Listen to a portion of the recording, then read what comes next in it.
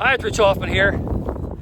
Just have a little fun. It was my birthday, and all of my family was like, what do you want to do on your birthday this year, 2025? I was like, well, I think because my grandkids, they've been starting to kind of get into the ghost hunting shows. Both of my daughters, especially my youngest one, she actually makes a living with paranormal type of art, and she's very interested in that kind of stuff.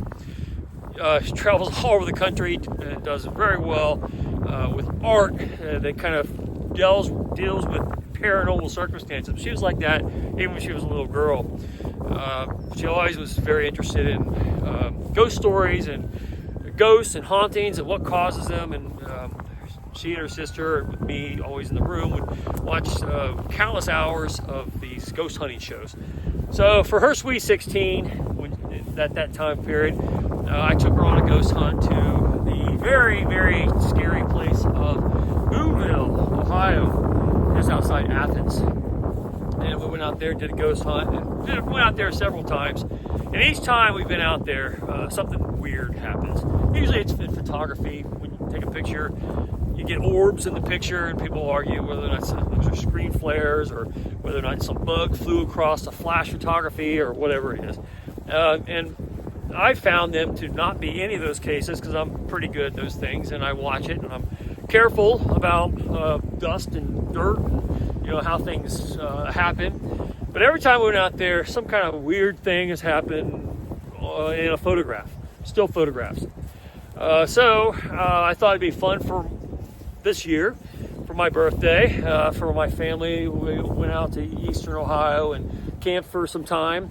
Did a lot of things on that tour, and one of them was we went on my birthday night to a ghost hunt at Moonville. We were there in the daytime to do some stuff, and then we came back at night and did more. And I put the video on my blog, gunfighterguy.shop, for people to enjoy, just like you'd watch it if you were watching it on the Learning Channel or some Discovery Channel ghost hunt type things. We did one, and I had little paranormal equipment to kind of pick up, any kind of ghostly encounters that might occur, and it was an interesting thing to do.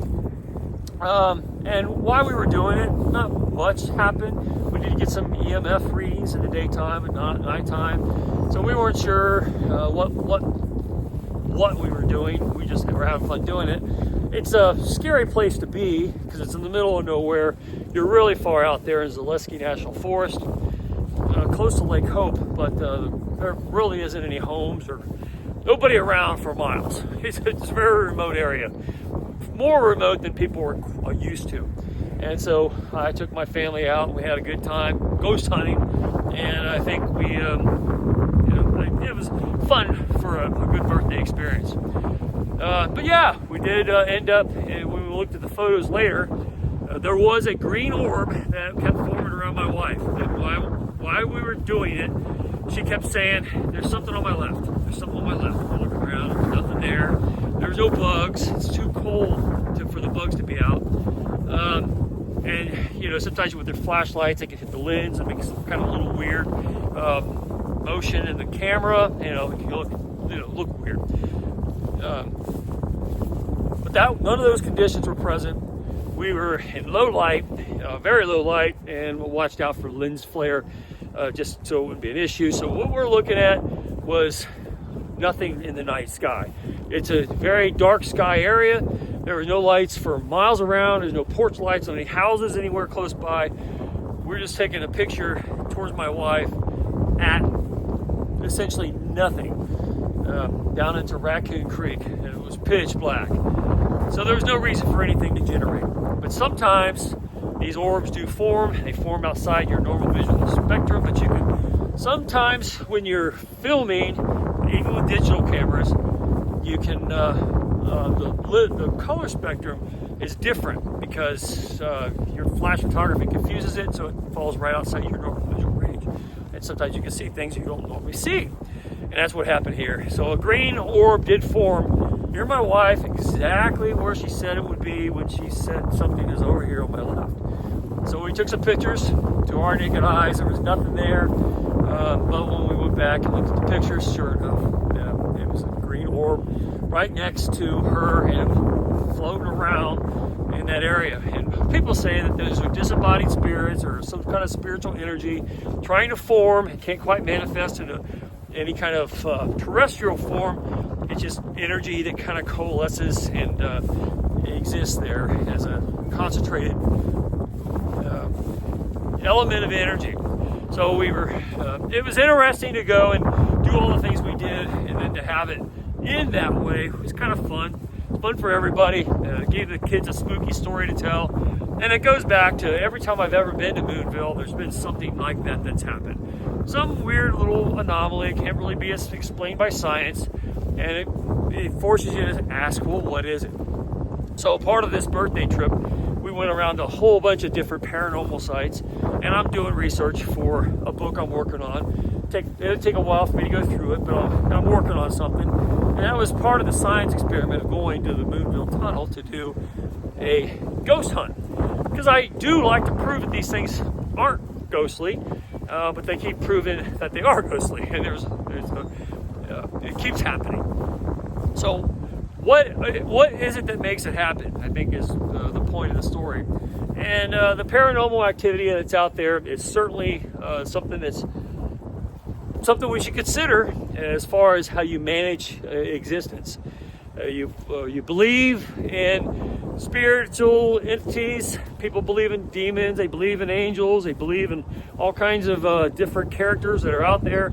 And from my experience, especially in regional locations, where this Moonville story was, it was an old town, mining town that worked near the Hope Furnace, and they would mine lead and different things for like the Civil War. There's nothing left of the town except for this tunnel. There used to be a railroad that went through that area, went under the tunnel, and it looks very, very, very spooky, especially when you get out there in very low light conditions in the middle of the night. Because again, there is not a single porch light for anywhere on the horizon deep in the forest. And there's a cemetery on the hill right next to this area. It used to be a town that did the mining, and there's no real evidence that it ever existed left. So it's one of those weird places where there's not a lot of noise from the world outside, and maybe that's how you can contact some of these things, because whatever the residual energy of these ghostly forms are, stuck in for some sort of perpetual time waiting for someone to come along and talk to them.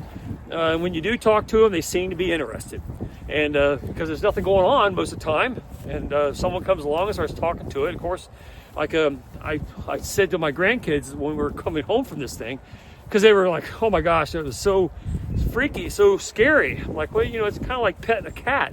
If you ever see a stray cat walking around, you pet it, nothing won't want to follow you around because you want you to pet it. Some sort of life essence or disembodied essence, no matter what form it's in, is going to like a little attention. And when you start talking to them, of course, there's not a whole lot else going on in their life, and they find it interesting, and they want to talk to you more, and they want to be around you, and they want to manifest into reality if they can. And that's what we think this this green orb was. Apparently, you look them up, and you can look them up online. Green orbs represent healing. They tend to manifest to be helpful, and they tend to be attracted to my wife and both my daughters, but especially my youngest one, because she's got herself tuned into that kind of frequency, I guess. So they see shadow people and all kinds of characters all the time, and I'm always trying to prove that they're wrong. And then we go do something like this, and it just shows that there's more scientific anomalies that defy explanation easily that go on, and especially in that location, it goes on perpetually. So it was an interesting experiment, and I'm glad we did it. And I walk away from those things with more questions than answers, which is good, because that's what I like. I like having questions always to answer, and adventures to explore. And we certainly pushed it on that one a little bit, taking my whole family essentially out to this ghost hunt. And I think everybody had a good time, even if it was a little freaky for a little bit, but it was definitely an interesting experience. And at the end of it, we did have a green orb show up on my wife's left shoulder. That drifted back down towards the creek that we caught on camera. Didn't see it in reality, didn't see it with the terrestrial eye, but it came up with the photographs, and it was so consistent that it wasn't some bug or lens flare. It was definitely some sort of energy that was forming outside the spectrum, that the color palette was a little off on the camera because of the flashes, and we managed to capture something that was unique and different, and definitely gave our ghost hunt a little juice to spark conversations for many years to come, which I guess is the point. Pretty fun stuff, but definitely a mystery. Looking for more answers, to say the least. Anyways, Rich Hoffman here. Share, subscribe, make tomorrow a better day. If you haven't read my book, The Gunfighter's Guide to Business, I think you'll love it. Anyway, have a good day. Watch out for ghosts, because they're everywhere, especially in Moonville. Never gone to Moonville. Been there dozens of times. Never gone to Moonville and not had some sort of paranormal occurrence. And that should say something about that place. Anyway, have a good day. See you later.